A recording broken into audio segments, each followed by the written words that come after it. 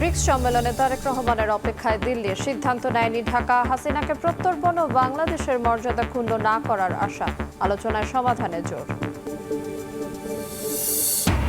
দেশকে ঋণ ও আমদানি নির্ভর ভঙ্গুর রাষ্ট্রে পরিণত করেছে ফ্যাসিস্ট শাসন। পুনর্গঠনে কাজ করছে বিএনপি সরকার, বললেন প্রধানমন্ত্রী। 3টি গ্রামকে এসডিজি ভিলেজ ঘোষণা। রাষ্ট্রপতি পদে অলি আহমেদের পক্ষে মনোনয়নপত্র সংগ্রহ। 11 দলীয় ঐক্যের গণভোটের রায় বাস্তবায়ন না হওয়ায় ক্ষোভ। আর কোনো ফ্যাসিবাদ মেনে না নেয়ার হুঁশিয়ারি।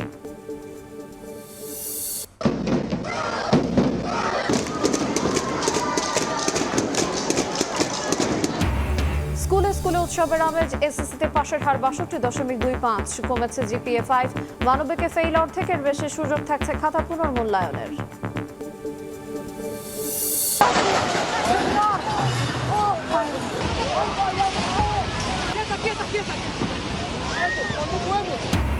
সাত 7.4 মাত্রা শক্তিশালী ভূমিকম্পে কেঁপে উঠল কলম্বিয়া। অন্তত 77 জন নিহত।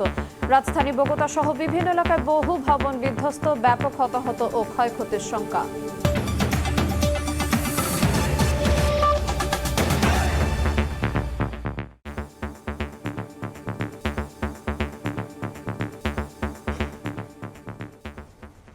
দেখছিলেন শিরোনাম। প্রকাশ্য সময়, সঙ্গে আছি আইরিন আয়াত। প্রধানমন্ত্রী তারেক রহমানের সঙ্গে ভারতীয় হাইকমিশনার দীনেশ ত্রিবেদীর প্রথমবারের বৈঠকে শেখ হাসিনার প্রত্যর্পণ প্রক্রিয়া দ্রুত করার তাগিদ দিল ঢাকা। পররাষ্ট্রমন্ত্রী জানান, দিল্লিতে ব্রিক্স সম্মেলনে অংশগ্রহণ বা প্রধানমন্ত্রী হিসেবে তারেক রহমানের ভারত সফর নিয়ে এখনও সিদ্ধান্ত হয়নি। দীনেশ ত্রিবেদী বলেন, তারেক রহমানের অপেক্ষায় রয়েছে ভারত। দুই দেশের মধ্যে বিভিন্ন ইস্যু থাকলেও আলোচনার মাধ্যমে সমাধান সম্ভব। জুলাই গণঅভ্যুত্থানের দ্বিতীয় বর্ষপূর্তিতে দিল্লিতে শেখ হাসিনার ভার্চুয়াল অনুষ্ঠানের পর ফের টানাপোড়েনে বাংলাদেশ ভারত সম্পর্ক। দণ্ডিত হওয়ার পরও ক্ষমতাচ্যুত প্রধানমন্ত্রীকে বক্তব্য দেওয়ার সুযোগ দেওয়ায় নয়াদিল্লির প্রতি ক্ষুব্ধ প্রতিক্রিয়া জানায় ঢাকা। সম্পর্কে উত্তেজনার মধ্যেই সোমবার সচিবালয়ে প্রথমবার প্রধানমন্ত্রী তারেক রহমানের সঙ্গে সাক্ষাৎ করেন ভারতের হাই কমিশনার দীনেশ ত্রিবেদী। ঘণ্টাব্যাপী এ বৈঠকে উপস্থিত ছিলেন পররাষ্ট্রমন্ত্রী ডক্টর খলিলুর রহমান ও উপদেষ্টা হুমায়ুন কবির। দুই দেশের সম্পর্ক এগিয়ে নেওয়ার পরিবেশ তৈরিতে গুরুত্ব আরোপ করে দুপক্ষ। একই সঙ্গে শেখ হাসিনার প্রত্যর্পণ প্রক্রিয়া ত্বরান্বিত করার আহ্বান জানায় ঢাকা। বৈঠক শেষে দীনেশ ত্রিবেদী বলেন, গণতান্ত্রিক দেশে বিভিন্ন ধরনের ইস্যু থাকলেও আলোচনার মাধ্যমে সমাধান করা সম্ভব। দিল্লিতে ব্রিক্স সম্মেলনে তারেক রহমানের অংশগ্রহণের বিষয়ে ভারত আগ্রহ নিয়ে অপেক্ষা করছে বলেও জানান হাই কমিশনার। ডেমোক্রেসিতে ইস্যুস থাকবে, আমাদের ইস্যু হবে, বাংলাদেশের ইস্যু হবে।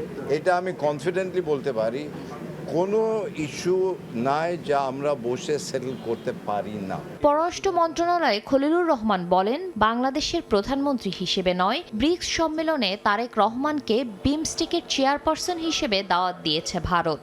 সেপ্টেম্বরে অনুষ্ঠিতব্য সম্মেলনে অংশগ্রহণ কিংবা প্রধানমন্ত্রী হিসেবে ভারত সফর নিয়ে এখনো কোনো সিদ্ধান্ত হয়নি। মাননীয় প্রধানমন্ত্রীকে ব্রিক্সে দাওয়াত দেওয়া হয়নি, দেওয়া হয়েছে চেয়ারপারসন অফ ব্রিক্স, বিমস্টেক। এই সমস্ত বিষয়ে এখন আমরা সিদ্ধান্ত নিয়ে নেই।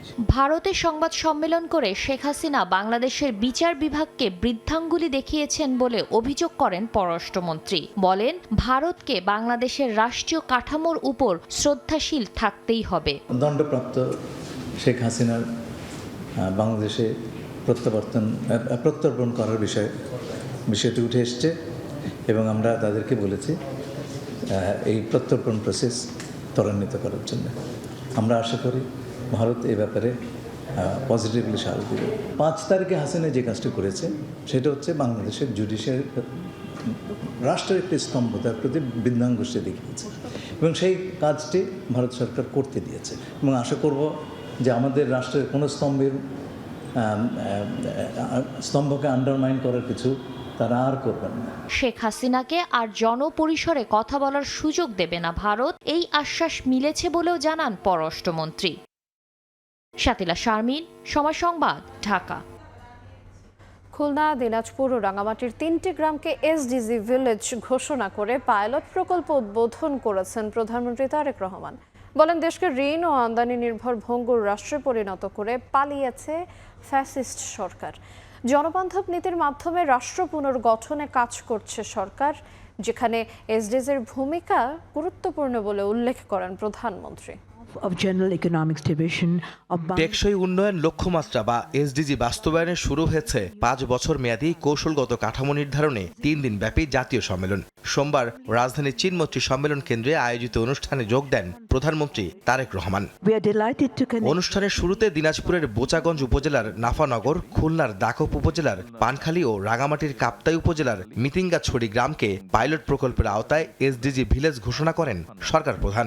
আমি আনুষ্ঠানিকভাবে এখন এই 3টি ভিলেজের উদ্বোধন ঘোষণা করছি। প্রধানমন্ত্রী বলেন, বাংলাদেশকে ঋণ ও আমদানি নির্ভর ভঙ্গুর রাষ্ট্রে পরিণত করে পালিয়ে গেছে ফ্যাসিস্ট সরকার। জনবান্ধব নীতির মাধ্যমে রাষ্ট্র পুনর্গঠনে কাজ করছে সরকার, যেখানে এসডিজি প্রকল্পের গুরুত্বপূর্ণ ভূমিকা রয়েছে।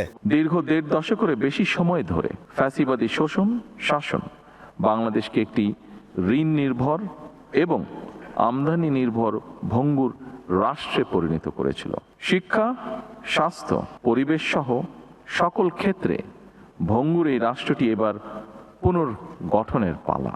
এসডিজি ভিলেজের মাধ্যমে বর্তমান সরকারের নির্বাচনী অঙ্গীকারকে আন্তর্জাতিক স্বীকৃতি ডেভেলপমেন্ট মডেল হিসেবে বিশ্বের সামনে তুলে ধরার প্ল্যাটফর্ম হয়ে উঠবে বলে আশা করেন প্রধানমন্ত্রী। আমি আশা করি এসডিজি ভিলেজ বর্তমান সরকারের নির্বাচনী অঙ্গীকারকে একটি আন্তর্জাতিকভাবে স্বীকৃত ডেভেলপমেন্ট মডেল হিসেবে বিশ্বের সামনে তুলে ধরার একটি দৃষ্টান্তমূলক প্ল্যাটফর্ম হিসেবে গড়ে উঠবে। গণতান্ত্রিক রাষ্ট্র, অবাধ নির্বাচন, জবাবদিহি ও আইনের শাসন সরকারের আগামী দিনের কর্মপরিকল্পনায় অগ্রাধিকার পাচ্ছে জানিয়ে সরকার প্রধান বলেন, স্বাস্থ্য, শিক্ষা, পরিবেশ সহ নাগরিক অধিকার নিশ্চিতে কাজ করছে সরকার। আগামী দিনের কর্মপরিকল্পনায় কয়েকটি মৌলিক বিষয়ে সরকারের দৃষ্টিভঙ্গি স্পষ্ট। একটি গণতান্ত্রিক রাষ্ট্র যেখানে থাকবে অবাধ নির্বাচন, আইনি শাসন এবং প্রাতিষ্ঠানিক জবাবদিহিতা। 2030 সালের মধ্যে টেকসই উন্নয়নের লক্ষ্য অর্জনে সবাইকে কাজ করার আহ্বান জানান প্রধানমন্ত্রী। বর্তমান সরকারের নীতি হচ্ছে সবার আগে বাংলাদেশ। আহমেদ সালেহিন, সময় সংবাদ, ঢাকা। জাতীয় মানবাধিকার কমিশন আইন 2026-এর খসড়ায় চূড়ান্ত অনুমোদন দিয়েছে সরকার। এছাড়া নতুন ভিসা নীতিমালাও অনুমোদন করেছে মন্ত্রিসভা। সোমবার বিকেলে সচিবালয়ে প্রধানমন্ত্রী তারেক রহমানের সভাপতিত্বে মন্ত্রিসভার বৈঠক অনুষ্ঠিত হয়। এতে মানবাধিকার কমিশন গঠন নিয়ে আলোচনা হয়। নতুন আইনে একজন চেয়ারপারসনের নেতৃত্বে থাকবেন 4 কমিশনার, যাদের মধ্যে একজন নারীর অন্তর্ভুক্তির বিধান রাখা হয়েছে। এছাড়া ভিসার ক্যাটাগরি 34টি নির্ধারণ করে ভিসা নীতিমালা 2026-এর খসড়ায় অনুমোদন দেয়া হয়। 2006 সালের আইনে ভিসা ক্যাটাগরি ছিল 33টি। এদিকে ব্যাংক রেজুলেশন সংশোধন আইনেও চূড়ান্ত অনুমোদন দিয়েছে সরকার। বৈঠকে মন্ত্রিসভার সদস্যদের পাশাপাশি উপস্থিত ছিলেন নীতি নির্ধারণী পর্যায়ের ঊর্ধ্বতন কর্মকর্তারা।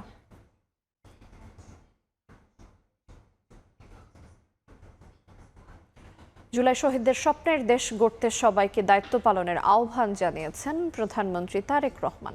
তিনি বলেন, 71 ও 24-এ যারা দেশের জন্য প্রাণ দিয়েছেন তাদের লক্ষ্য ছিল মানুষের অধিকার প্রতিষ্ঠা। সোমবার বিকালে সচিবালয়ে জুলাই গণ অভ্যুত্থানে বাংলাদেশ স্কাউটসের 10 শহীদ পরিবারের হাতে সম্মাননা ও আর্থিক সহায়তা প্রদান অনুষ্ঠানে কথা বলেন প্রধানমন্ত্রী। তিনি বলেন, গণ অভ্যুত্থানে শহীদদের লক্ষ্য ছিল দেশের মানুষের মৌলিক চাহিদা ও অধিকার প্রতিষ্ঠা করা। স্কাউটস সদস্যদের উদ্দেশ্যে সরকার প্রধান বলেন, দেশ ও মানুষের জন্য কাজ করতে হবে। স্কাউট এমন একটি সংগঠন যারা প্রকৃতিকে ধ্বংসের হাত থেকে রক্ষা করে সার্বিকভাবে সমাজ, মানব সমাজ বা প্রকৃতিকে রক্ষা করতে সক্ষম হবে। স্কাউট এরকম একটি সংগঠন আমি মানব। সেজন্য স্কাউটের সকল সদস্যবৃন্দকে আমি আহ্বান জানাবো, আসুন আমরা মানুষকে উদ্বুদ্ধ করি মানুষের পাশে দাঁড়ানোর জন্য, আমরা মানুষকে উদ্বুদ্ধ করি প্রকৃতির পাশে দাঁড়ানোর জন্য। জানাবো সরকারের 180 দিনের বিশেষ প্রতিবেদন।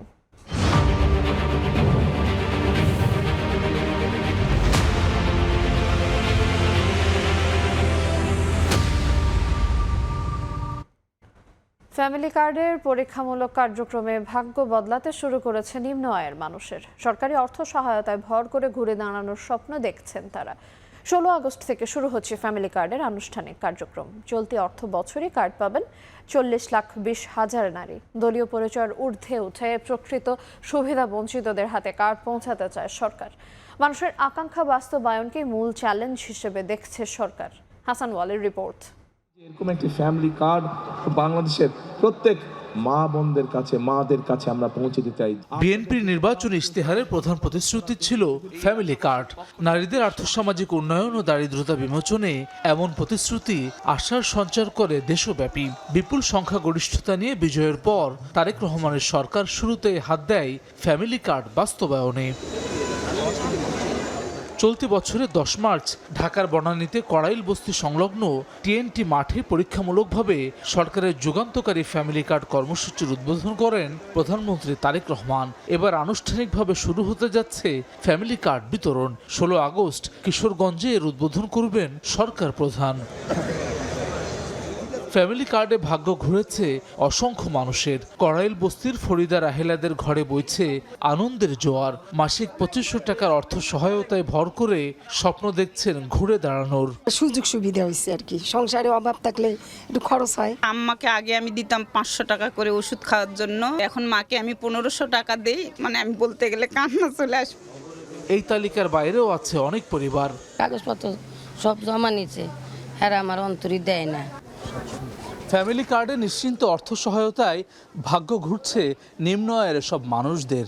স্বপ্ন দেখছেন নিত্যদিনের খরচ মিটিয়ে আরেকটু স্বাচ্ছন্দ্যে জীবনযাপনের। নিম্ন আয়ের মানুষদের জন্য আসার খবর, চলতি অর্থ বছরে 40,20,000 ফ্যামিলি কার্ড বিতরণ করবে সরকার। এই পরিকল্পনা বাস্তবায়নে সত্যিকারের দাবিদার খুঁজতে সারা দেশে শুমারি করছে সমাজ কল্যাণ মন্ত্রণালয়। সমাজ কল্যাণ প্রতিমন্ত্রী বলছেন, ফ্যামিলি কার্ডে ব্যাপক সাড়া মিলছে। মানুষের প্রত্যাশা পূরণ করে প্রকল্প সম্পন্ন করাটাই সরকারের মূল চ্যালেঞ্জ। মানুষের আগ্রহটা আমরা যা চিন্তা করেছি তার থেকে অনেক গুণ বেশি, এবং এই আগ্রহটার কারণে যেটা হয়েছে যে আমরা আরো একটু বেশি কনশাস হয়ে গেছি যে এই আগ্রহের জায়গা থেকে আমরা যেন উঠতে পারি। বিগত ফ্যাসিস্ট আমলের মতো নয়, বরং দল মতের ঊর্ধ্বে উঠে সত্যিকারের যোগ্য পরিবারেই কার্ড বিতরণ করা হচ্ছে বলে জানান সমাজ কল্যাণ প্রতিমন্ত্রী। একটা সময় যখন বিএনপি করতো কি করতো না, এটা ডিএনএ চেক করার মতো করে চেক করা হয়েছে। This family card is a universal card, এটা সকলের জন্য। ফ্যামিলি কার্ডের পরীক্ষামূলক কার্যক্রমে এরই মধ্যে 80,000 নারীর হাতে পৌঁছেছে এই সুবিধা। আগামী 4 বছরে 1,60,00,000 পরিবারকে এই সুবিধার আওতায় আনার লক্ষ্যমাত্রা সরকারের। হাসান ওয়ালি, সময় সংবাদ, ঢাকা। রাষ্ট্রপতি পদে অলি আহমেদের পক্ষে ইসি থেকে মনোনয়নপত্র সংগ্রহ করেছে 11 দলীয় ঐক্য। এ সময় গণভোটের রায় বাস্তবায়ন না হওয়ায় রাষ্ট্রপতি নির্বাচনে এমপিদের স্বাধীনভাবে ভোট দেওয়ার সুযোগ নেই বলে ক্ষোভ প্রকাশ করেন নেতারা। এদিকে গাইবান্ধায় প্রতিবাদ সমাবেশে জামায়াত আমির বলেন, দেশে আর কোনো ফ্যাসিবাদ মেনে নেবে না জনগণ। বিএনপির পর এবার রাষ্ট্রপতি নির্বাচনে মনোনয়নপত্র সংগ্রহ করেছে 11 দলীয় ঐক্য। সোমবার জোট প্রার্থী অলি আহমেদের পক্ষে ফর্ম উত্তোলন করেন জামায়াতের সহকারী সেক্রেটারি জেনারেল হামিদুর রহমান আজাদ। 11 দলীয় ঐক্য বলছে, গণভোটের রায় বাস্তবায়িত না হওয়ায় রাষ্ট্রপতি নির্বাচনে স্বাধীনভাবে ভোট দেওয়ার সুযোগ নেই সংসদ সদস্যদের। জুলাই সনদ নিয়ে সরকারের দ্বিচারিতা তুলে ধরতেই নির্বাচনে প্রতিদ্বন্দ্বিতা করছে বিরোধী দল। গণভোটের রায়টা জনগণের রায়টা বিএনপি বাস্তবায়ন করে নাই। যদি আজকে রায় বাস্তবায়ন হতো তাহলে আর্টিকেল 70টা সংস্কারের মধ্যে চলে আসতো। এখন স্বাধীনভাবে ভোট দিতে পারবে না সংসদ সদস্য। রাষ্ট্রপতি নির্বাচনের তফসিল অনুযায়ী মনোনয়নপত্র দাখিল 13 আগস্ট, যাচাই বাছাই 16 তারিখ, প্রার্থিতা প্রত্যাহারের শেষ দিন 18 আগস্ট, আর ভোট 20 আগস্ট। পারছেন না। এদিকে গাইবান্ধা জেলা জামায়াতের উদ্যোগে প্রতিবাদ সমাবেশে অংশ নিয়ে দলটির আমির ডাক্তার শফিকুর রহমান বলেন, দেশে আর ফ্যাসিবাদের জন্ম হতে দেবে না জনগণ। ফ্যাসিবাদ একটা রূপ, এটা নির্দিষ্ট কোনো দলের সাথে থাকে না, এটা একটা ভাইরাস, এটা যেখানেই বোর করে ওরাই ফ্যাসিবাদী।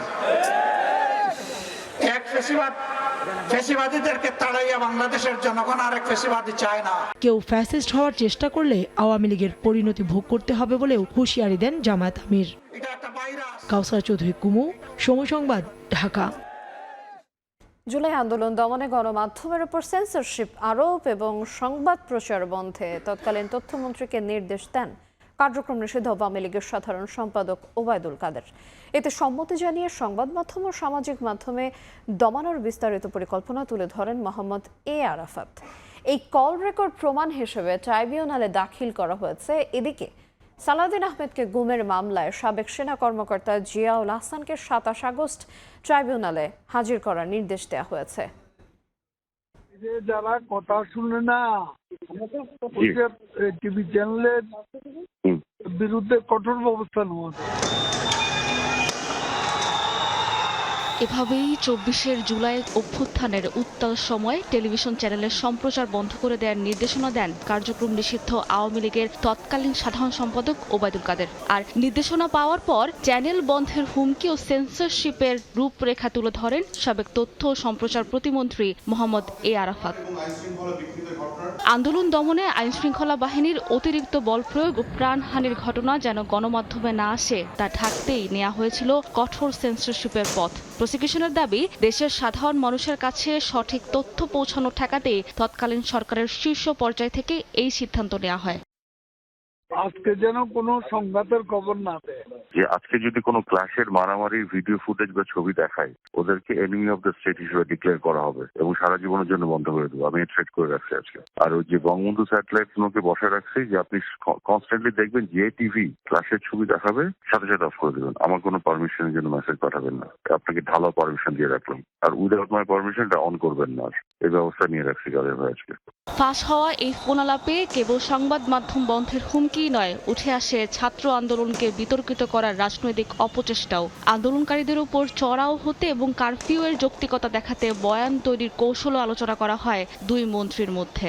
হত্যাকাণ্ড যেন মানুষ জানতে না পারে, এই জন্য যেমন ইন্টারনেট বন্ধ করে দেওয়া হলো, ঠিক তেমনি টিভি চ্যানেলকেও সেন্সর করা হলো এবং হুমকি দেওয়া হলো তারা যেন এই খবর প্রচার না করে। 4টি টিভি চ্যানেল থেকে প্রাপ্ত তথ্যের ভিত্তিতে দেখেছি যে এই জুলাই আন্দোলনের সময় বিভিন্ন তারিখে এই চ্যানেলগুলো কোনোটা 2 ঘন্টা, কোনোটা 3 ঘন্টা, কোনোটা 1 ঘন্টা করে বন্ধ রেখেছিল।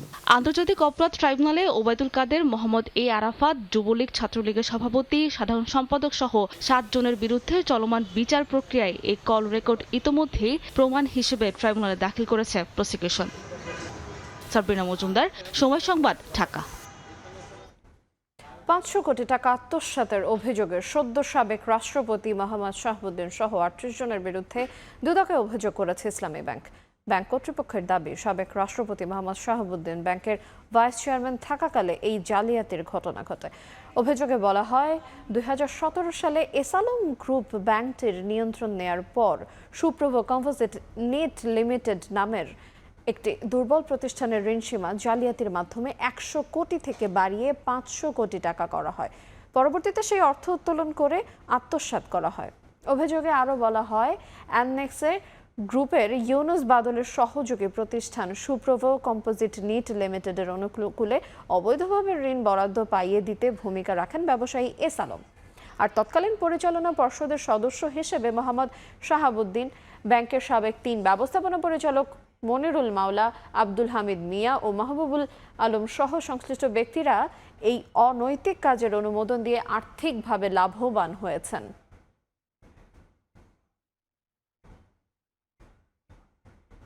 স্কুলে স্কুলে উৎসবের আমেজ। 2026 সালের এসএসসি ও সমমান পরীক্ষায় এবার পাশের হার 62.25%। জিপিএ 5 পেয়েছে 1,16,676 জন। নিজেদের সাফল্যে আনন্দ উচ্ছ্বাসে মেতে উঠছে শিক্ষার্থীরা, আর অভিভাবকের চোখে মুখেও স্বস্তি।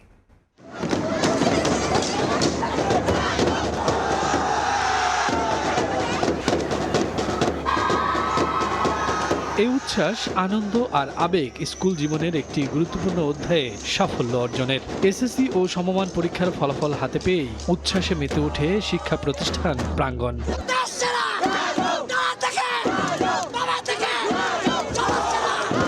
বরাবরের মতোই দুর্দান্ত ফলাফল অর্জনে রাজধানীর রাজুক উত্তরা মডেল স্কুলে চলে আনন্দ উদযাপন। কেউ কাঙ্ক্ষিত ফল পেয়ে আনন্দে আত্মহারা, কেউ আবার ফল হাতে নিয়ে ছুটছেন বাবা মায়ের কাছে। সকালবেলা পুরাটা টাইম ভয় করছিল, কিন্তু রেজাল্টটা দেখার পরে সব ভয় চলে গেছে। টিচারদের আর বাবা মা অবশ্যই সাপোর্ট দিয়েছে। এই আনন্দ শুধু শিক্ষার্থীদের নয়, সন্তানের সাফল্যে সবচেয়ে বেশি উচ্ছ্বসিত অভিভাবক। কারো চোখে আনন্দের জল, কারো মুখে তৃপ্তির হাসি। সন্তানের ভালো ফল যেন তাদের দীর্ঘদিনের অপেক্ষা আর ত্যাগের স্বস্তি। শিওর ছিলাম যেমন মেয়ে ইনশাল্লাহ সব সাবজেক্টই A+ পাবে। রেজাল্টে GPA 5 পেয়েছে, ওদের ফ্রেন্ড সার্কেল সবাই পেয়েছে, আমি খুব খুশি। কাঙ্ক্ষিত সাফল্যে রাজধানীর ভিকারুন্নেসা নুন স্কুল অ্যান্ড কলেজেও চলে উদযাপন। 2116 জন পরীক্ষার্থী অংশ নিয়ে পাশ করেছে 2073 জন। এই প্রতিষ্ঠানে GPA 5 পেয়েছে 1115 জন শিক্ষার্থী। এক বছর ধরে যেহেতু কষ্ট করছিলাম, এই জন্য এটার আশানুরূপ ফল পেয়েছি। এখন আমার অনেক বেশি খুশি লাগছে। তবে প্রত্যাশিত ফল না পাওয়া শিক্ষার্থীর সংখ্যাও কম নয়। তাদের কণ্ঠে উঠে আসে আক্ষেপ। জীবনের প্রথম ধাপে সাফল্য আর ব্যর্থতার অভিজ্ঞতায় এগিয়ে যাওয়ার প্রত্যাশা শিক্ষার্থীদের। এসএসসির ফলাফলের মধ্য দিয়ে একটি গুরুত্বপূর্ণ অধ্যায় শেষ হলো। এটি শিক্ষার্থীদের জীবনের স্বপ্নের দরজা খুলে দেওয়ার মুহূর্ত। এই হাসি, আনন্দ আর আবেগের মধ্য দিয়ে স্কুল জীবনের গুরুত্বপূর্ণ অধ্যায় শেষ করে এখন প্রত্যাশা ভালো কলেজ, ভালো বিষয় আর কাঙ্ক্ষিত জীবন গড়া। শফিকুজ্জামান রুবেল, সময় সংবাদ, ঢাকা।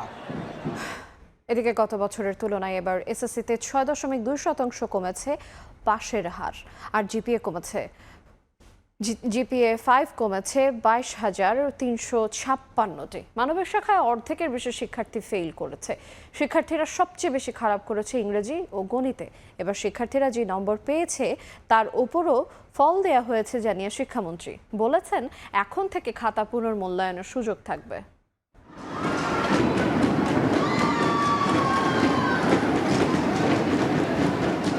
এবার এসএসসি পরীক্ষায় অংশ নেয় 18,29,485 জন শিক্ষার্থী।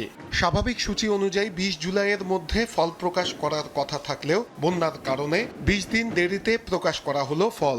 রেজাল্ট অনেক ভালো আসছে, আলহামদুলিল্লাহ অনেক ভালো লাগতেছে। A+ পেয়েছিলাম 1166, নিজের থেকে আরো ভালো কিছু আশা করছিলাম। সোমবার সচিবালয়ে শিক্ষামন্ত্রী, প্রধানমন্ত্রীর শিক্ষা বিষয়ক উপদেষ্টা সহ বোর্ড চেয়ারম্যানদের উপস্থিতিতে হয় ফল প্রকাশের আনুষ্ঠানিকতা। এবার গতবারের থেকে পাশের হার 6.2% এবং জিপিএ 5 গতবারের চেয়ে কমেছে 22,356 জন। শতভাগ ফেল করা প্রতিষ্ঠানের সংখ্যা 312টি, শতভাগ পাশ করা প্রতিষ্ঠানের সংখ্যা 669টি। বডি অন ক্যামেরা ছিল এবং যে মূল্যায়ন হয়েছে সেটা শতভাগ নির্মোহভাবে করা হয়েছে। এটা প্রাচীন সংস্কৃতি আমরা দেখেছি ফ্যাসিবাদের সময়, যেখানে কৃত্রিমভাবে জিপিএ 5 কিংবা পাশের পরিমাণ বাড়ানো হতো। ফল বিশ্লেষণে দেখা গেছে বিজ্ঞান বিভাগে 80.64% এবং ব্যবসায় শিক্ষায় 64.29%। পাশের হারের বিপরীতে মানবিক বিভাগে পাশের হার 48.74%। জুলাই গণঅভ্যুত্থানের পর বোর্ড পরীক্ষাগুলোতে মানবিক নম্বর, অর্থাৎ কেউ 76 পেলে 80, কেউ 56 পেলে 60, এই ধরনের নম্বর দেয়া বন্ধ হয়ে গেছে। ফলে ক্রমান্বয়ে পাশের হার এবং জিপিএ 5 কমছে বলছেন সংশ্লিষ্টরা। এবার শিক্ষার্থীরা যে নম্বর পেয়েছে তার উপর ফল দেয়া হয়েছে জানিয়েছেন শিক্ষামন্ত্রী। যদি কেউ কাউকে ভুলভাবে মার্কিং করে থাকে, দেয়াল বি রিভিউ কমিটির সামনে সেই খাতা পুনঃপরীক্ষা করা হবে। মূল্যায়ন এমনই হওয়া উচিত জানিয়ে শিক্ষা গবেষকরা বলছেন, বিপুল সংখ্যক জিপিএ 5 শিক্ষার মান নির্ধারণ করে না। অ্যাসেসমেন্ট সিস্টেমটা যত যথাযথ হবে, আমার শিক্ষার্থীরা এবং শিক্ষক, বিশেষ করে আপনি দেখবেন এডুকেশন সিস্টেমের পুরো খোলনলচে পাল্টে যাবে। একাদশে আসন আছে 25 লাখ। শিক্ষার্থীদের ভর্তিতে আসন সংকট হবে না। ভর্তি প্রক্রিয়া 15 সেপ্টেম্বরের মধ্যে শেষ হবে।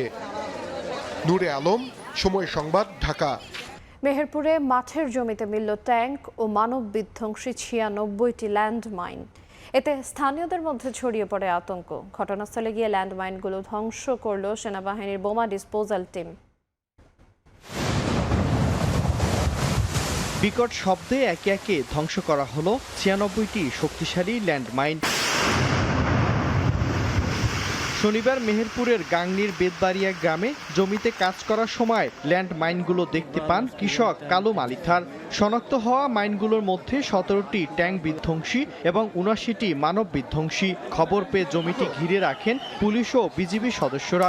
এতে স্থানীয়দের মধ্যে আতঙ্ক ছড়িয়ে পড়ে। ভয়ঙ্কর বোম হবে, সবাই আতঙ্কে আছে, ভয়। এই যে সবাই দেশবাসী সবাই আসছে দেখতে। হয়তো ব্যবহার করতো, সুযোগ পাইনি, আমার কাছে সেটাই মনে হয়। অনেকেই বলেছিল কিছু নাই, কিন্তু আসলে অনেক সরঞ্জাম সেনাবাহিনী এবং মুক্তিযুদ্ধের সরঞ্জাম সেনাবাহিনী উদ্ধার করছে। সোমবার দুপুরে যশোর ক্যান্টনমেন্ট থেকে ঘটনাস্থলে আসে সেনাবাহিনীর ১৯ সদস্যের বিশেষ টিম। বোম ডিসপোজাল ইউনিটের সদস্যরা করেন পরীক্ষা নিরীক্ষা। পরে মাইনগুলো উদ্ধার করে গ্রাম থেকে দূরে একটি মাঠে নিয়ে ধ্বংস করা হয়। সময় সংবাদ, মেহেরপুর। রাজধানীর আগারগাঁওয়ে পাসপোর্ট অফিসে অভিযান চালিয়েছে র্যাব। এ সময় আটক করা হয়েছে দালাল চক্রের ৮ সদস্যকে। দালালের দৌরাত্ম্য কমাতে ভাসমান দোকান উচ্ছেদ সহ বিভিন্ন পদক্ষেপের কথা জানিয়েছে সংশ্লিষ্ট অধিদপ্তর। পাসপোর্ট বানাতে এসে পদে পদে চরম ভোগান্তি আর প্রতারণার শিকার সাধারণ মানুষ। দ্রুত কাজ করে দেওয়ার প্রলোভনে সেবা প্রার্থীদের কাছ থেকে অতিরিক্ত টাকা হাতিয়ে নিচ্ছে দালাল চক্র। অনেক সময় টাকা নিয়েও যোগাযোগ বন্ধ করে দেয় প্রতারকরা। ১৬,০০০ টাকা কন্ট্যাক্ট, তো ১৩,০০০ টাকা দিছি। প্রায় ২ মাস হয়ে গেছে। গত ৩ তারিখে দালাল পাইছিলাম আমি।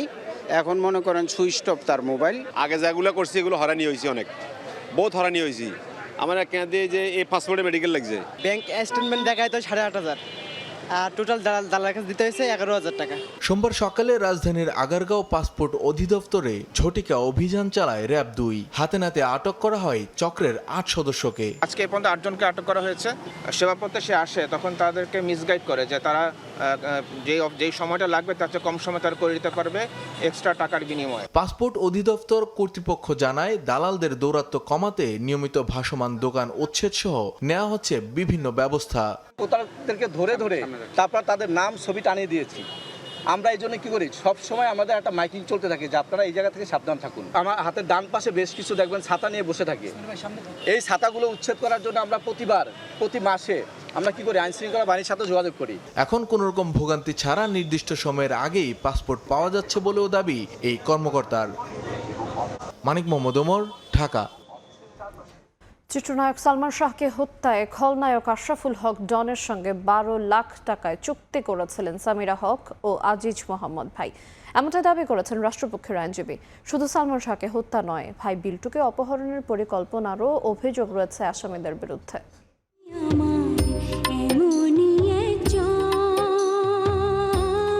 ঢাকাই চলচ্চিত্রের ক্ষণজন্মা চিত্রনায়ক সালমান শাহ। ১৯৯৬ সালের ৬ সেপ্টেম্বর তার মৃত্যু হলেও ৩ দশক পরও থামেনি তার মৃত্যুর রহস্য। সালমান শাহ হত্যা মামলায় গ্রেপ্তার হয়েছেন এজাহারভুক্ত ৪ নম্বর আসামি চলচ্চিত্র অভিনেতা আশরাফুল হক ডন। রোববার ভোরে হজরত শাহজালাল আন্তর্জাতিক বিমানবন্দরের ইমিগ্রেশন থেকে আটকের পরে আশরাফুল হক ডনকে হস্তান্তর করা হয় সিআইডির কাছে। বিকেলের শুনানি শেষে কারাগারে পাঠানোর আদেশ দেন আদালত। তদন্ত সংশ্লিষ্টদের দাবি, সালমান শাহর স্ত্রী সামিরার সঙ্গে শিল্পপতি ও সাবেক চলচ্চিত্র প্রযোজক আজিজ মোহাম্মদ ভাইয়ের গোপন সম্পর্ক ছিল। তারই জেরে ক্ষণজন্মা এই নায়ককে হত্যার জন্য ডনের সঙ্গে ১২ লাখ টাকায় চুক্তি করা হয়। রাজসাক্ষী রিজভী আহমেদের দেয়া জবানবন্দিতে এ তথ্য উঠে এসেছে বলে দাবি রাষ্ট্রপক্ষের। আজিজ মোহাম্মদ ভাই এবং সামিরা ১২ লক্ষ টাকার বিনিময়ে ডনকে তারা ঠিক করেছিল তাকে হত্যা করার জন্য। শুধু হত্যায় নয়, মামলা তুলে নিতে চাপ প্রয়োগে সালমান শাহর ভাই বিল্টুকে অপহরণের পরিকল্পনারও অভিযোগ রয়েছে ডন ও ডেভিডের বিরুদ্ধে। সেই পরিকল্পনা বাস্তবায়নের সময় ১৯৯৭ সালের ১৯ জুলাই গ্রেপ্তার হন রিজভী আহমেদ। পরে একই বছরের ২৪ জুলাই সালমান শাহ হত্যার ঘটনায় আদালতে ১৬৪ ধারায় স্বীকারোক্তিমূলক জবানবন্দি দেন তিনি। মহিব আল হাসান, সময় সংবাদ, ঢাকা। রাজধানী থেকে জনসংখ্যার বাড়তি চাপ কমাতে পাশের জেলাগুলোর সঙ্গে দ্রুতগতির কমিউটার ট্রেন নেটওয়ার্ক গড়ে তোলার উদ্যোগ নেওয়া হয়েছে বলে জানিয়েছে সড়ক, রেল ও নৌপরিবহন মন্ত্রী শেখ রবিউল আলম। সোমবার কমলাপুর রেল স্টেশনে ঢাকা গোপালগঞ্জ ঢাকা রুটে অভিযাত্রী কমিউটার নামের একটি নতুন ট্রেনের উদ্বোধনী অনুষ্ঠানে কথা বলেন তিনি। মন্ত্রী জানান, দ্রুতগতির কমিউটার ট্রেন চালু হলে ঢাকার বাইরের বাসিন্দারা মাত্র ২ থেকে আড়াই ঘন্টায় ঢাকায় এসে কাজ করে নিজ ঘরে ফিরতে পারবেন। এতে ঢাকায় স্থায়ীভাবে বসবাসের প্রবণতাও কমবে। অভিযাত্রী কমিউটার ট্রেনটি শনিবার ছাড়া প্রতিদিন পদ্মা সেতুর ২ প্রান্তের যাত্রীদের সেবা দেবে। ঢাকা থেকে ছাড়বে বিকেল ৩:৩০টায়, গোপালগঞ্জ থেকে ছাড়বে সন্ধ্যা ৭:৩০টায়। অকার্যকর ঘোষণা করা ৪ আর্থিক প্রতিষ্ঠানের আমানতকারীদের দ্রুত টাকা ফেরত দেওয়া শুরু হবে। বাংলাদেশ ব্যাংক জানিয়েছে, সুনির্দিষ্ট স্কিম ও অগ্রাধিকারের ভিত্তিতে প্রথমে অর্থ ফেরত পাবেন গ্রাহকরা। প্রক্রিয়া সম্পন্ন করতে এরই মধ্যে নিয়োগ দেওয়া হয়েছে ১২ সদস্যের প্রশাসক দল।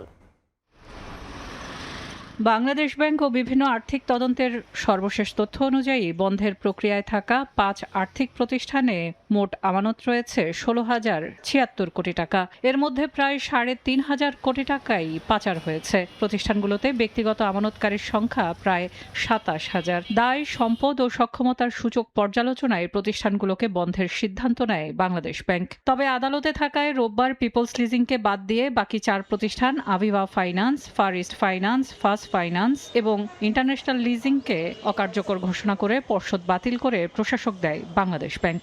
লিকুইডেশনের আওতায় নিয়ে আসা হলো, যেখানে ইতিমধ্যে আমরা প্রশাসক নিয়োগ দিয়েছি। যে প্রশাসকের মুখ্য কাজ হবে এই লিকুইডেশন কার্যক্রমটাকে বাস্তবায়ন করা। অবসায়নে থাকা 4 প্রতিষ্ঠানের ব্যক্তি আমানতকারীরা অগ্রাধিকারের ভিত্তিতে টাকা পাবেন। ঘোষিত নীতিমালা অনুযায়ী গ্রাহক পর্যায়ে তাদের আমানত অর্থাৎ আমানতকারীদের অর্থ ফেরত দেওয়া হবে। ব্যাংক রেজুলেশন অনুযায়ী আমানত বীমা ট্রাস্ট তহবিল থেকে একজন আমানতকারী সর্বোচ্চ 2 লাখ টাকা পাবেন। এছাড়া প্রত্যেক আমানতকারীকে সর্বোচ্চ 10 লাখ টাকা পর্যন্ত ফেরত দেওয়া হতে পারে স্কিমে। সেলিয়া সুলতানা, সময় সংবাদ, ঢাকা।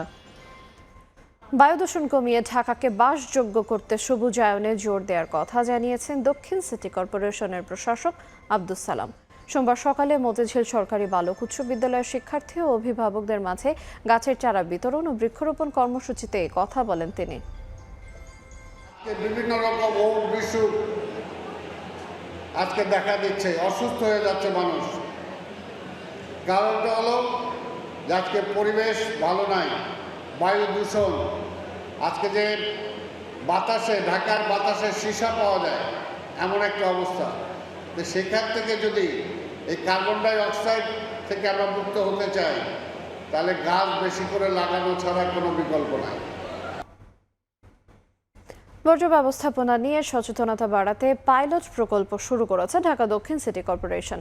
বাসাবাড়ি, দোকানপাটে গিয়ে নাগরিকদের সচেতন করেছেন স্বেচ্ছাসেবীরা।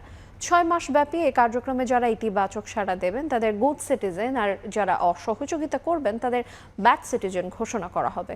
তবে আইনজীবী বলছেন, একজন নাগরিক ভালো বা খারাপ তকমা দিতে পারে না সিটি কর্পোরেশন।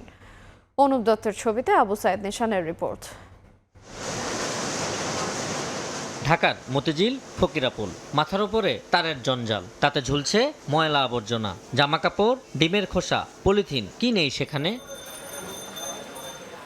অলিগলিতেও যত্রতত্র পড়ে আছে বর্জ্য, কোথাও বাসাবাড়ির সামনে, কোথাও দোকানের সামনেই ময়লার স্তূপ। এমন বাস্তবতায় পরিচ্ছন্ন নগর গড়তে সচেতনতার তাগিদ সরকার প্রধানের। আমরা যদি একটি নির্দিষ্ট জায়গায় এই আবর্জনাকে জমা করি এবং নির্দিষ্ট উপায়ে যদি এটাকে পরে ধ্বংস করি, আমরা আমাদের পরিবেশটাকে সুন্দরভাবে রাখতে পারবো। এরই ধারাবাহিকতায় বর্জ্য ব্যবস্থাপনায় নাগরিকদের সচেতনতা বৃদ্ধিতে মাঠে নেমেছে সিটি কর্পোরেশন। শুরুতে 9 নম্বর ওয়ার্ডকে মডেল হিসেবে গড়ে তুলতে একজন সুপারভাইজার ও 20 জন স্বেচ্ছাসেবক নিয়োগ দিয়েছে দক্ষিণ সিটি। রাস্তা, বাসাবাড়ি ও দোকানে গিয়ে বাসিন্দাদের সচেতন করছেন তারা, বোঝাচ্ছেন নির্ধারিত স্থানে বর্জ্য ফেলার গুরুত্ব। ময়লা রাস্তাঘাটে ফেললে তো আমাদেরও সমস্যা। সচেতন নাগরিক হিসেবে উচিত ময়লা সময় মতো সিটি কর্পোরেশন কাজটা ওদের হাতে তুলে দেওয়া। সচেতনতামূলক কর্মসূচি সফল হলে শহরের পরিচ্ছন্নতার চিত্র বদলে যাবে বলে মনে করেন এই নগর পরিকল্পনাবিদ। কর্পোরেশন যখন সরাসরি আমাদেরকে নজরদারিতে রাখবে, তখন আমি একটা ময়লা ফেলা আগে 5 বার ভাববো। যে কোনো জায়গায় ময়লা ফেলা, কোথাও একটা আপনি কোনো কিছু ডাম্পিং করে রাখা রাস্তাতে, হ্যাঁ, এই ধরনের অনেক সমস্যা কিন্তু তখন জনগণ অটোমেটিক সতর্ক হবে। 6 মাস ব্যাপী কার্যক্রম শেষে গুড সিটিজেন ও ব্যাড সিটিজেন ঘোষণা করবে সিটি কর্পোরেশন। যারা আমাদের কাজে সহযোগিতা করেছে তাদেরকে আমরা একটা মার্কিং করব বাসার সামনে, তারা হলো গুড সিটিজেন।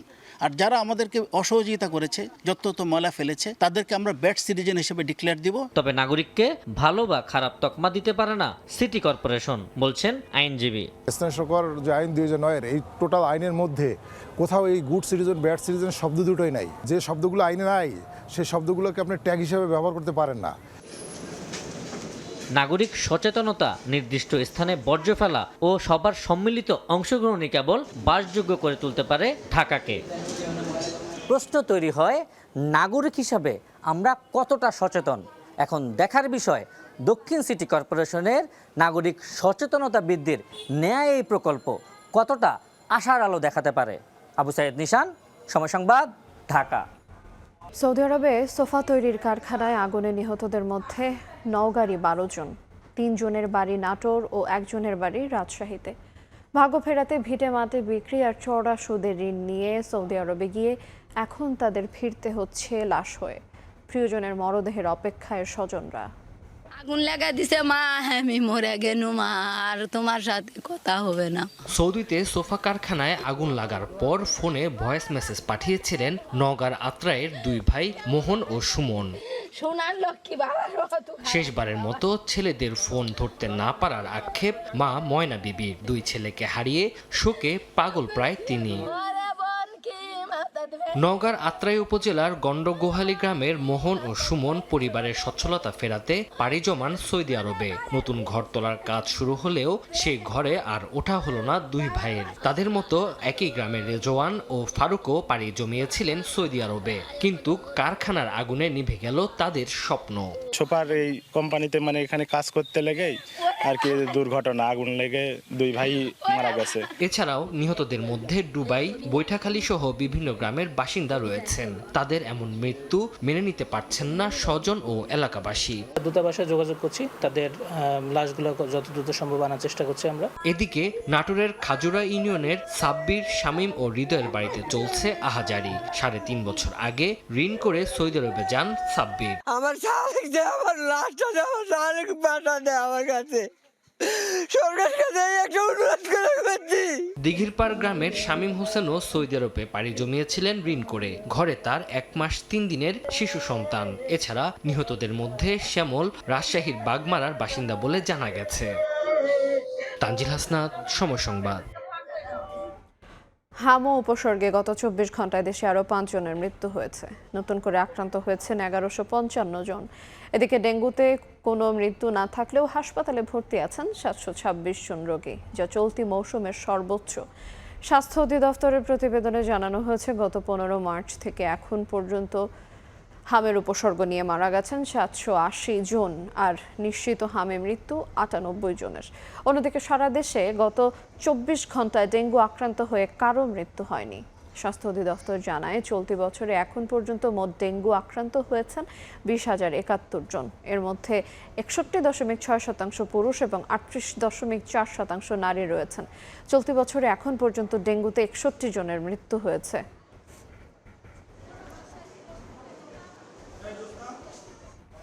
কুষ্টিয়ার জোড়া লাগানো যমজ শিশুর চিকিৎসার দায়িত্ব নিল সরকার। সোমবার রাতে শিশু দুটিকে ঢাকা মেডিকেল কলেজ হাসপাতালে ভর্তি করা হয়েছে। যমজ জোড়া লাগানো শিশুকে দেখতে হাসপাতালে যান স্বাস্থ্যমন্ত্রী সর্দার মোহাম্মদ সাখাওয়াত হোসেন।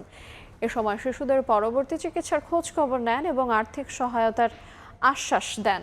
চিকিৎসকরা জানান শিশু দুটির শারীরিক জটিলতা রয়েছে। বুক, পেট জোড়া লাগানো, অন্যান্য অঙ্গ স্বাভাবিক থাকলেও হার্ট একটি। মেডিকেল বোর্ড গঠন করে তাদের আলাদা করার আগে বেশ কিছু পরীক্ষা নিরীক্ষা করা হবে।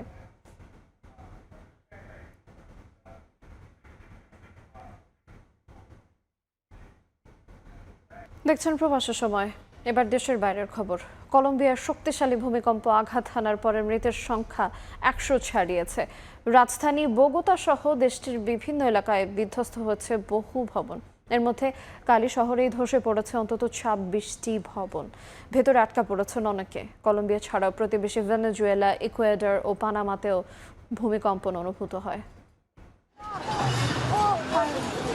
শান্ত সকালে হঠাৎই ভূমিকম্পে কেঁপে ওঠে কলম্বিয়া। মুহূর্তেই পাল্টে যায় সবকিছু। স্থানীয় সময় সোমবার সকাল 7:34 ভূমিকম্প আঘাত হানে দেশটিতে। ভূমিকম্পে সবচেয়ে বেশি ক্ষতিগ্রস্ত হয়েছে কালি শহর। এখানে অসংখ্য ভবন ধসে পড়েছে। ধ্বংসাবশেষের মধ্যে বেশ কয়েকজন আটকা পড়ার আশঙ্কা করা হচ্ছে। আটকা পড়াদের সন্ধানে উদ্ধারকারী দল ও স্বেচ্ছাসেবকরা ধ্বংসস্তূপ সরানোর কাজ করছে।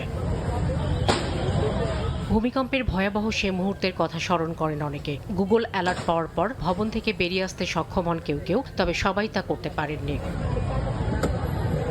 এর আগে ভূমিকম্পের পরপরই আতঙ্কিত মানুষজন দ্রুত ঘরবাড়ি ও বিভিন্ন ভবন থেকে বেরিয়ে রাস্তায় অবস্থান নেন।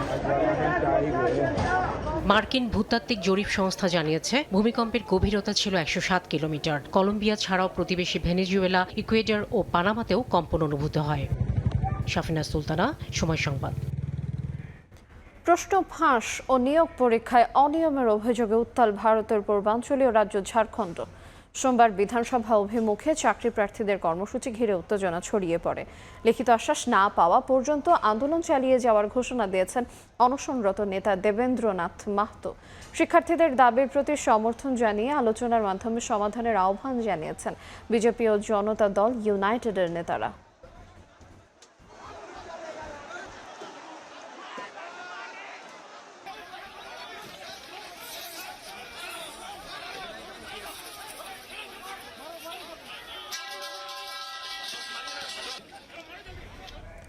ভারতের পশ্চিমবঙ্গের সাবেক মুখ্যমন্ত্রী মমতা বন্দ্যোপাধ্যায়ের গাড়ি বহরে হামলার ঘটনায় রাজ্য জুড়ে উত্তেজনা বাড়ছে। জেড প্লাস নিরাপত্তা থাকা সত্ত্বেও এমন ঘটনায় প্রশ্ন উঠেছে নিরাপত্তা ব্যবস্থা নিয়ে।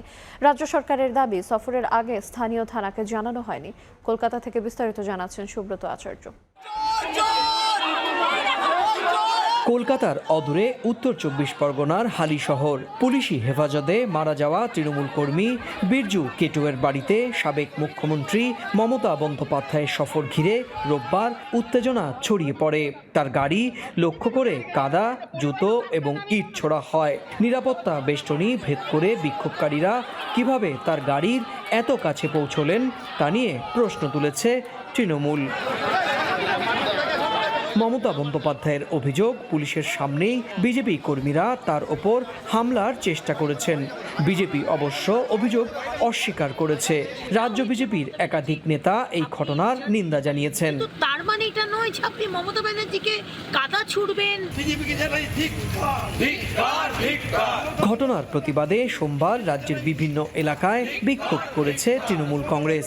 দলের শীর্ষ নেতা অভিষেক বন্দ্যোপাধ্যায় সরাসরি বিজেপিকে দায়ী করে বলেছেন, জেড প্লাস নিরাপত্তা থাকলেও বিরোধী নেত্রীর নিরাপত্তা নিশ্চিত করতে ব্যর্থ হয়েছে প্রশাসন। এবং রাজ্য সরকারের সম্পূর্ণ মদত এই ঘটনার পিছনে না থাকলে কারো সাহস হয় না। এদিকে 24 ঘন্টার মধ্যেই ওই বাড়িতে গিয়ে নিহতর পরিবারের পাশে দাঁড়ানোর প্রতিশ্রুতি দিয়েছেন মুখ্যমন্ত্রী শুভেন্দু অধিকারী। বলেন, নিরপেক্ষ তদন্ত করে দোষীদের শাস্তি নিশ্চিত করা হবে। তার অভিযোগ, মমতার সফর সম্পর্কে স্থানীয় প্রশাসনকে আগে থেকে জানানো হয়নি। চলতি বছর ক্ষমতার পালাবদলের পর পশ্চিমবঙ্গের রাজনৈতিক সংঘাত ক্রমেই তীব্র হচ্ছে। বিভিন্ন জায়গায় বিরোধী নেতাদের ডিম, জুতো, কাদা ছোড়ার অভিযোগও সামনে এসেছে। এমন অবস্থায় উত্তেজনা বাড়ার আশঙ্কা করছেন বিশ্লেষকরা। সুব্রত আচার্য, সময় সংবাদ, কলকাতা।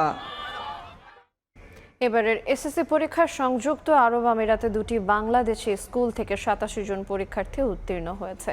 উত্তর আমিরাতের রাস আল খাইমায় অবস্থিত বাংলাদেশ ইংলিশ প্রাইভেট স্কুল থেকে 100% শিক্ষার্থী পাশ করলেও আবুধাবি বাংলাদেশ স্কুল থেকে 87.76% পরীক্ষার্থী উত্তীর্ণ হয়েছে। শিবলি আল সাদেকের রিপোর্ট। এসএসসি পরীক্ষার ফল প্রকাশ নিয়ে আমিরাতের আবুধাবি ও রাস আল খাইমায় অবস্থিত দুটি বাংলাদেশি স্কুলের শিক্ষার্থীদের মধ্যে ছিল ব্যাপক উৎকণ্ঠা। সকাল 10টায় অনলাইন মাধ্যমে রেজাল্ট প্রকাশের পর আনন্দে মতোয়ারা হয়ে ওঠে শিক্ষার্থীরা। রাস আল খাইমায় বাংলাদেশ ইংলিশ প্রাইভেট স্কুলের শিক্ষার্থীরা অভিভাবকদের সাথে নিয়ে ঢাকঢোল পিটিয়ে আনন্দ প্রকাশ করেন।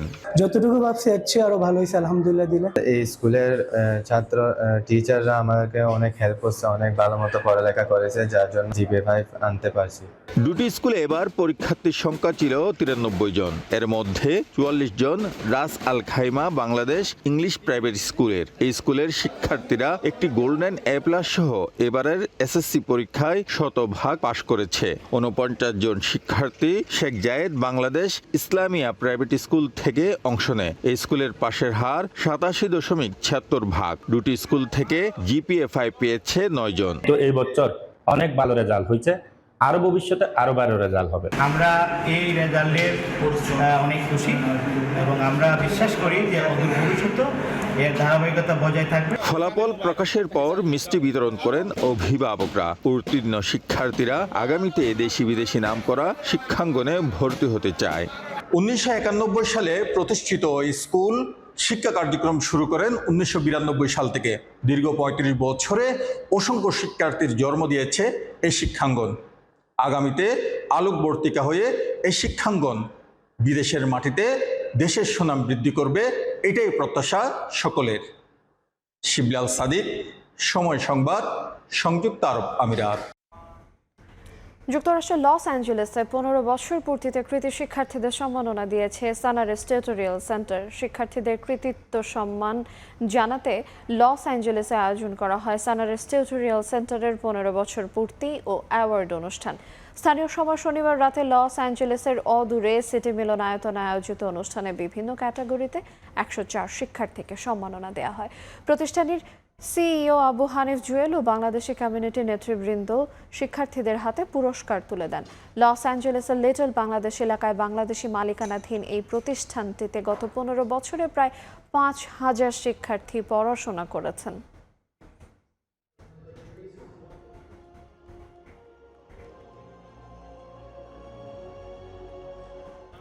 ফিনল্যান্ডে জুলাই গণ অভ্যুত্থান শীর্ষক আলোচনা সভা ও দোয়া মাহফিল অনুষ্ঠিত হয়েছে।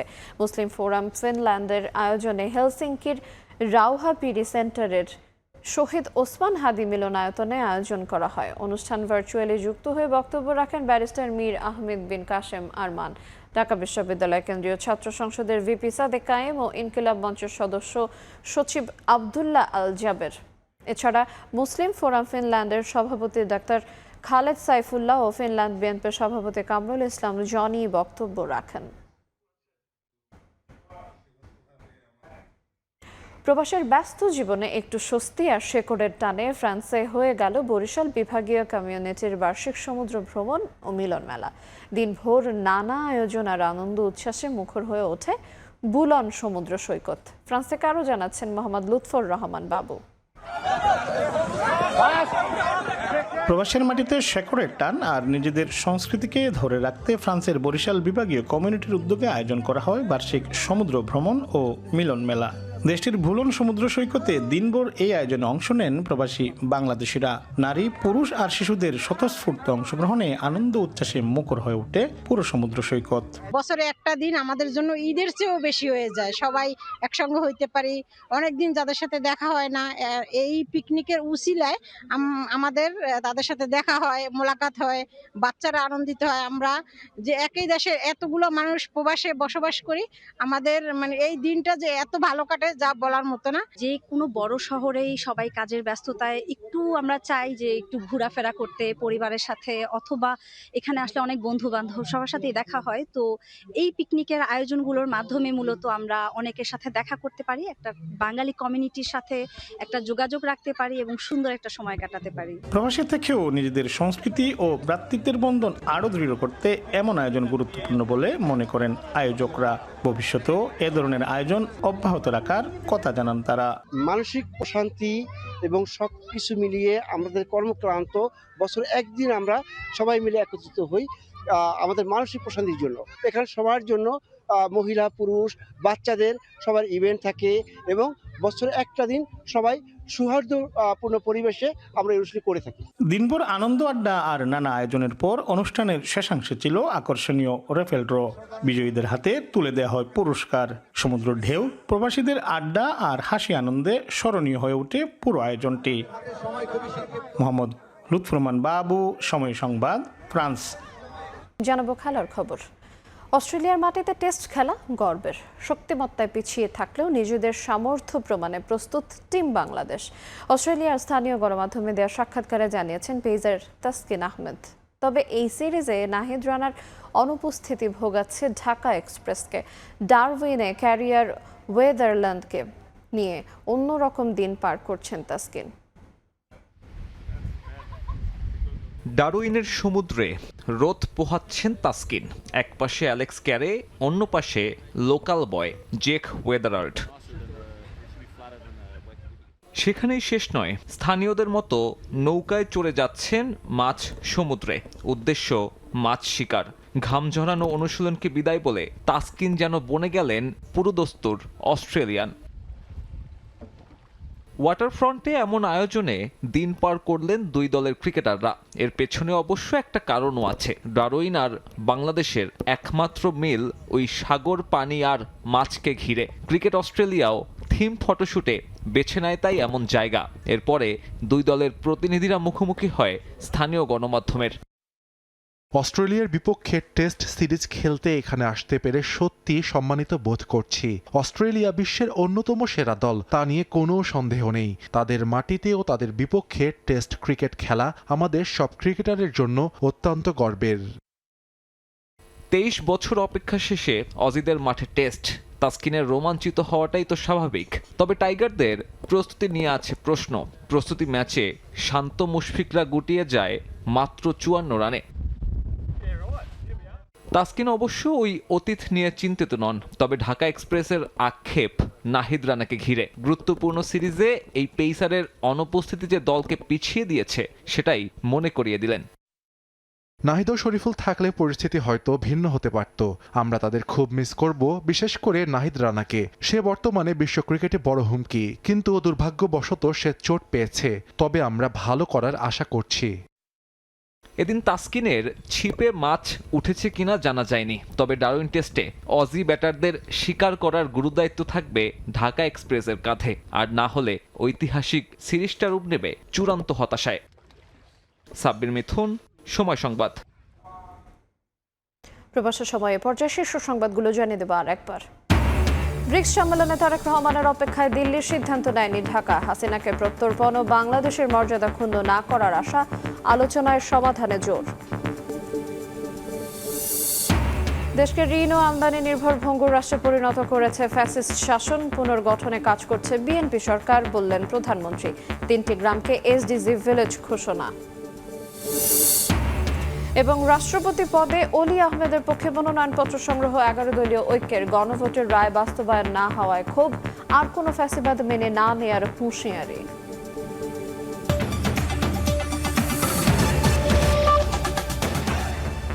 এই ছিল প্রবাসী সময়। সঙ্গে থাকুন সময়ের।